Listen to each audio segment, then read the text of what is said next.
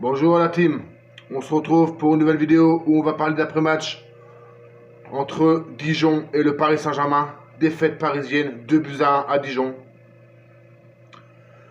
Je suis clairement dégoûté. Comment on peut en mettre 4 à Marseille le week-end dernier et qu'on perd contre Dijon qui ont joué cette semaine en Coupe de la Ligue contre Bordeaux?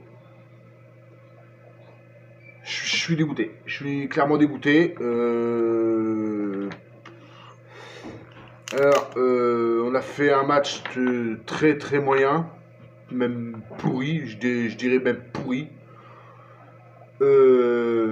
Mais avant de vous parler du débrief, j'aimerais revenir sur la composition d'équipe qu'a mise en place Thomas Tuchel, qui a fait n'importe quoi. N'importe quoi. Habituellement, j'accable jamais les entraîneurs parisiens. Juste si j'avais juste accablé Laurent Blanc à l'époque qu'il était entraîneur parisien suite à son système à 3 défenseurs contre Manchester City en Ligue des Champions. Donc là je l'avais accablé un peu parce que j'avais pas compris son choix.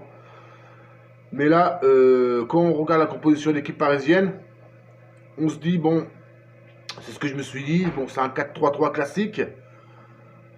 Avec dans les buts Keylor Navas, en défense centrale Presnel Kimpembe avec Diallo, sur les côtés Juan Bernat et Colin Dagba, milieu de terrain en sentinelle, je me suis dit Marquinhos avec Paredes et Idrissa Gueye qui faisait son retour sur les côtés du milieu, et en attaque ça aurait dû être, donc là ça n'a pas bougé, hein, c'était une attaque avec Di Maria, Mbappé et Icardi. Mais au dernier moment, je sais pas ce qu'il lui a pris. Moi j'ai vu ça, j'ai vu ça sur la composition d'équipe officielle, donc à la base c'était cette composition officielle. Mais Thomas Tuchel, je sais pas ce qu'il lui a pris, il a décidé de changer. Comment on peut, en l'absence de Verratti, faire redescendre Marquinhos en défense centrale et mettre Juan Bernat milieu de terrain avec Paredes en sentinelle? J'arrive pas à comprendre. J'arrive pas à comprendre. C'est pas possible de faire un schéma pareil. Donc moi, cette défaite, je la dois en grande partie à Thomas Tuchel, qui a fait n'importe quoi. Avec l'absence de Verratti, comment on peut mettre Paredes en sentinelle et faire redescendre Marquinhos? Même si Marquinhos, son poste de prédilection, c'est défenseur central, mais depuis le début de saison, il l'a toujours mis, pas toujours, mais très souvent mis en sentinelle, et ça avait très bien marché. Et là, je sais pas, au dernier moment, il l'a fait reculer, il l'a mis défenseur central, et il a mis Juan Bernat, qui est un défenseur. Il a été mettre Juan Bernat, milieu de terrain. Donc, on va comprendre pourquoi. Voilà. Donc, j'arrive pas à comprendre. C'est, voilà. Donc, après, donc déjà, ça, j'ai pas compris du tout. Après, l'absence de Thiago Silva en défense avec celle de Verratti, je pense que ça a beaucoup pesé. Ça a beaucoup pesé. Paredes, on l'a pas vu ce soir. Mis à part sa frappe sur le poteau. Après, je pense que ça se trouve, peut-être qu'il a une excuse, parce que ça se trouve, il a fait ce schéma-là en l'absence justement de Thiago Silva. Mais Thiago Silva a déjà été absent dans le groupe, et il a toujours mis Marquinhos au milieu. Donc voilà. Et moi, je pense que Diallo est meilleur défense centrale que sur un côté. Voilà. Et que là, Diallo, du coup, il a joué sur un côté. En l'absence, en faisant remonter justement Juan Bernat au milieu de terrain. Diallo avait joué sur un côté. Donc voilà. Après, moi cette défaite, ça m'énerve. J'ai même pas envie de gueuler parce que ça m'énerve. On a tellement été mauvais que pour moi, dans les flops, je vais mettre tout le monde. Le seul peut-être qui a fait son match, c'est à la rigueur Juan Bernat, qui n'a pas été mauvais. Dans l'ensemble, qui n'a pas été mauvais jusqu'à sa sortie. Paredes, il a été inexistant. Kimpembe a été complètement à la rue en défense. Hein, pourtant, je le félicite pas mal, Kimpembe, mais là, ce soir, il a été carrément inexistant. Moi, je me demande si l'absence de Silva n'a pas pesé sur Kimpembe aussi. Voilà. Après, Diallo sur un côté, non, ça va pas. Ça va pas du tout. Moi, je le préfère défenseur central, Diallo. Colin Dagba, lui, on peut pas dire grand chose parce que il a fait quand même un bon match. Voilà. Keylor Navas, sur le premier but, bon, on va pas l'accabler parce que bon, il relâche le ballon. Et ça arrive sur un attaquant dijonnais. Mais par contre, sur le deuxième but, il est clairement responsable, quoi. Il est clairement responsable du deuxième but. Voilà. Donc, en défense, on a perdu tous les ballons aériens.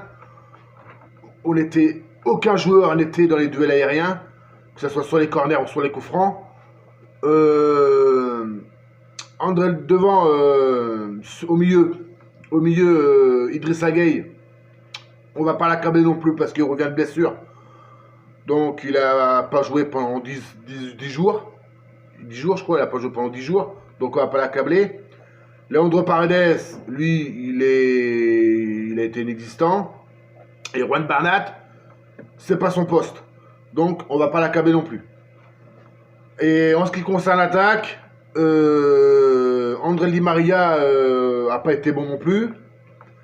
Kylian Mbappé, mis à part son but, on l'a pas trop vu. Et Icardi, on l'a pas vu du tout. Donc voilà. Voilà l'analyse de ce match. Alors moi j'ai 4 trucs à dire, c'est qu'il va falloir se remobiliser et vite. On a un match mercredi en Ligue des Champions qui peut nous permettre de nous qualifier dès mercredi soir contre Bruges au Parc des Princes. Donc va falloir se réveiller vite, se remettre au travail et oublier cette défaite qui est pour moi une honte. C'est pour moi une honte. On perd contre le 20e de Ligue 1, quoi. C'est clairement une honte. Donc voilà, certes l'absence de Verratti et de Thiago Silva a pesé sur ce match, mais il y en a d'autres qui sont là pour les remplacer. Et voilà. Mais moi je dédie cette défaite à Thomas Tuchel, qui a fait n'importe quoi en début de match. Pourquoi il n'a pas laissé Marquinhos en sentinelle. Voilà. Donc c'est tout. C'est tout ce que je pouvais vous dire sur ce match. Il n'y a rien d'autre à dire. Si ce n'est qu'on n'a pas été bon du tout. Voilà, on n'a pas été bon. Mais alors du tout. Et voilà. Donc, je vous dis, je suis tellement énervé que je sais même plus quoi dire. C'est même pas l'énervement, c'est que je suis dégoûté. Je suis clairement dégoûté, quoi. Bon, ça n'enlève rien au classement parce que bon, quoi qu'il arrive, on restera premier après cette journée. Mais ça fait tâche d'aller perdre à Dijon. Voilà, ça fait vraiment tâche d'aller perdre à Dijon. Bon, on va essayer d'oublier ce match. On va se retrouver mercredi, donc, pour un avant-match avec la réception de Bruges en Ligue des Champions pour la 4e journée de Ligue des Champions, la phase de poule. Comme je vous l'ai dit, si on bat Bruges, on peut être qualifié dès mercredi pour les 8e de finale de la Ligue des Champions. On va se concentrer, on va travailler. Il faut qu'il continue à travailler. On va essayer d'oublier ce match et on va aborder le match de mercredi avec beaucoup plus d'envie, j'espère. Je pense que bon, il y aura les retours de Marco Verratti, Thiago Silva et Ander Herrera qui seront de retour. Voilà. Mais voilà, j'arrive pas à comprendre sur ce match. Donc je peux pas dire grand chose. Voilà. On se retrouve donc, comme je vous l'ai dit, mercredi pour un avant-match Et on se retrouvera mercredi soir, donc après le match, pour le débrief d'après-match, avec, j'espère, la qualification parisienne. Je vous laisse, la team. Passez une bonne soirée et allez Paris quand même.